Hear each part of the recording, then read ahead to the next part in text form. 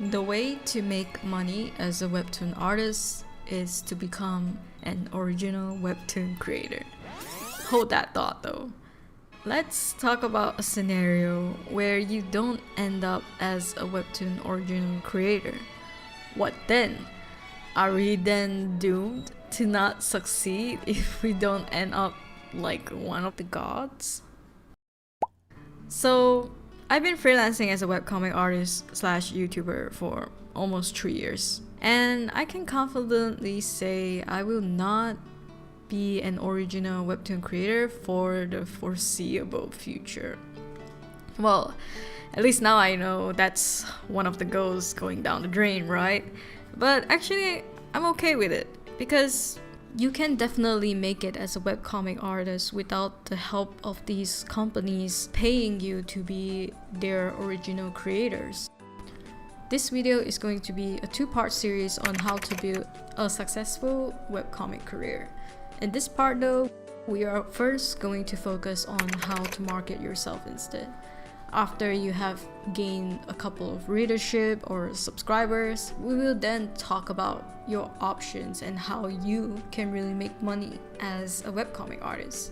Oh my god, bro. Oh, hell no, man. What the? People don't talk about marketing a lot because it's not fun to talk about. It's not like making art. It's literally a business thing. Unfortunately, marketing is very important in your comic. If you want to make money, people gotta know about you first, right? So here are 5 options that you can do first to market yourself out there. The best free way to market yourself out there is in the communities. I think joining communities on Discord and just Facebook, Reddit communities are a really good way to get yourself out there. Showing up to specifically webcomic artist community is a great chance to mingle with other artists, even if you're just a simple commenter or a simple post contributor. In Discord, it's even better. You get to have live conversations with other artists, and it's a really good way to get to know each other. Honestly, for the love of God, don't spam on someone's Discord or YouTube video like please read my comic please and stuff like that. It looks really desperate, and that's never how you want to represent yourself or your work. The key thing is to wait for opportunities. Opportunities will arise and conversations will come up where you can talk about yourself and eventually easing into what you do and your comics. And when it does, make sure you have a link on standby that you can send it to whoever is asking and that your comic is still updating and it's one of your best works. Now, let's imagine a beautiful scenario where you do have the money to market yourself. I have actually made a video about placing ads on my Instagram comic account.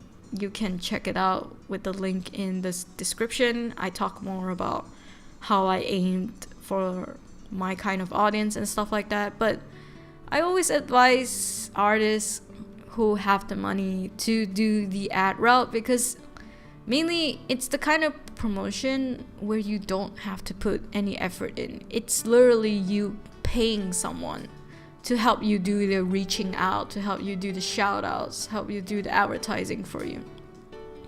When I first started doing it though, I felt like a real sellout. I thought to myself, is this really the only way, or do I really need to shell out money on ads that don't even guarantee me the right audience? But truth be told, I had to get over this mindset because there are billions of people out there who use social media and there is so much attention you need to fight for there. And you know, if you have money to invest, it's always better to invest in yourself, if not for a little more attention, you know?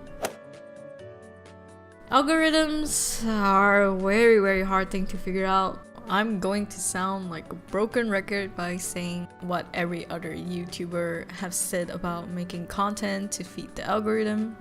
Unfortunately though, it is the best free way possible.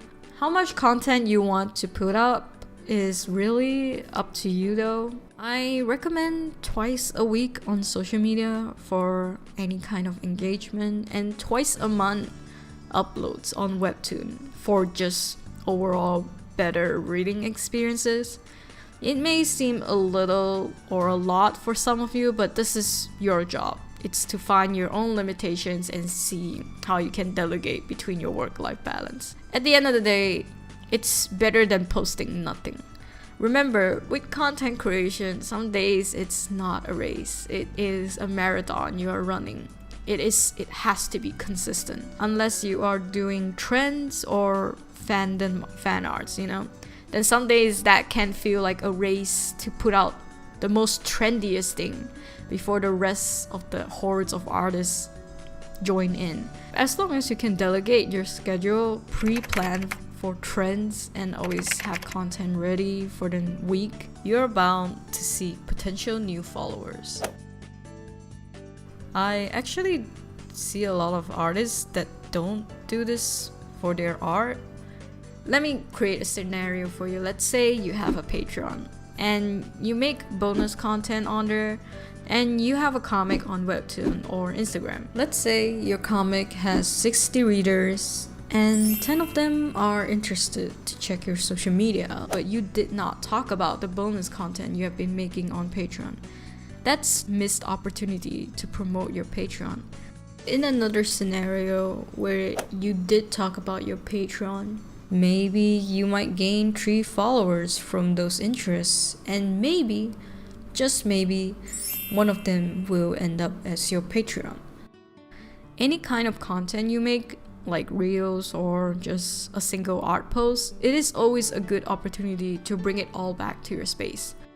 Also, I find that adding watermarks really help, or sometimes even just commenting a link to your social media on a post is so helpful for people who are interested in your work. You saved whoever saw your art so much time having to ask for the sauce or having to Google your name.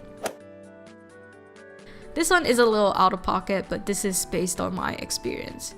I was tired of constantly doing trends and fan arts on social media to keep up with the times and just drawing overall. I was having a burnout.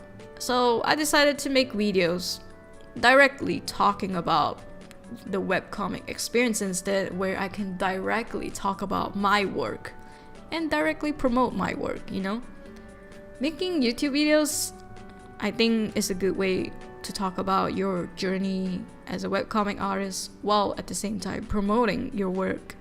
And at the end of the day, it's all extra content too. Live streaming is also a good way to get to know your readers and your supporters. Also, at the same time, show them how your comic process works. People like to watch this kind of content because it helps them visualize themselves better. We may not all have the same experiences, but we can certainly relate to each other on the same struggles.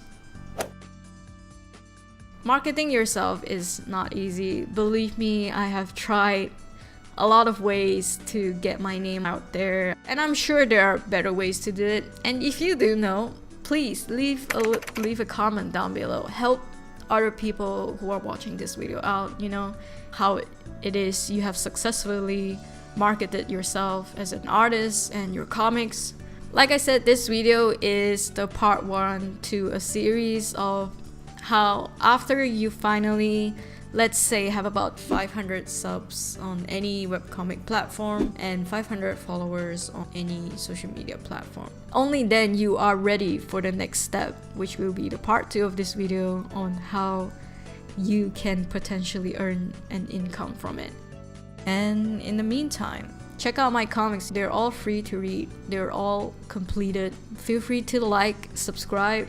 I have merch and I have a shop on Ko-fi where you can buy brushes and you can buy zines that I've made over the years. Also, I have Patreon where I make bonus content on YouTube, and I also just hand out free brushes and whatnot from time to time. It's all available on the $5 tier, and if you're interested, feel free to check it out. Finally, I want to thank my patrons for the support. Honestly, it is thanks to you all that I am able to keep doing what I have been doing. Until then, I shall see you in the next video.